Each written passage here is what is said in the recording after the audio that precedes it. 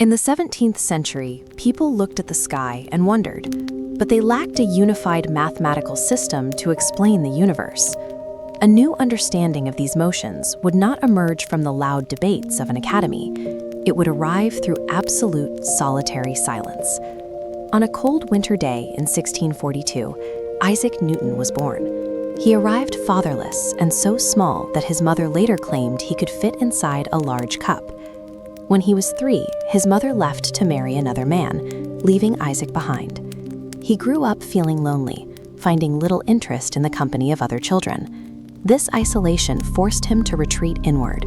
While others played, he spent his time watching how shadows fell and how water moved, developing a mind that observed the world with rare intensity. He spent his childhood in quiet corners, building mechanical models of windmills and kites. He was always watching, always wondering about the hidden rules of the physical world. As a young man, he arrived at Cambridge University to study natural philosophy and mathematics, ready to learn from the works of Galileo and Descartes. For the first time, Newton felt like he belonged. He spent long hours in his room, filling pages with numbers and ideas that felt made for him. But his studies were interrupted when the Great Plague began to spread across England. The university closed, forcing Newton to leave his new intellectual home. He returned to the countryside at Woolsthorpe. This forced retreat into isolation unknowingly provided the stillness he needed to develop the ideas that would define the future of science. For 2 years, he worked alone. With no professors to guide him and no classmates to discuss ideas with, he relied entirely on his own mind and the world around him. This diagram shows his early experiments with light. He used a glass prism to study a single sunbeam passing through it. He discussed light is not a single entity. It spreads apart into a spectrum of colors: red, orange, yellow, green, blue, and violet. To calculate how things move and change continuously, as shown on this graph, he had to invent an entirely new mathematical language, calculus. His patient solitude stripped away every distraction. He perceived the hidden mechanics of the physical world that remained invisible to everyone else. One afternoon in his garden, Newton watched an apple fall straight to the ground.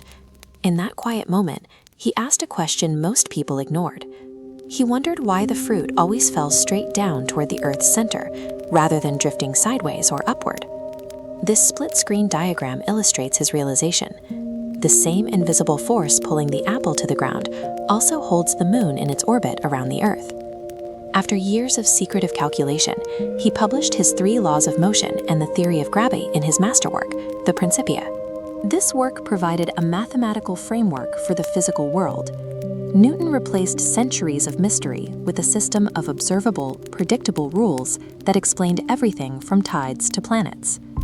Despite his success, Newton was a complicated human being. He was defensive, private, and often preferred his own company to that of his peers. He spent years in a bitter argument with Gottfried Wilhelm Leibniz over who invented calculus first, a rivalry that caused both men great unhappiness.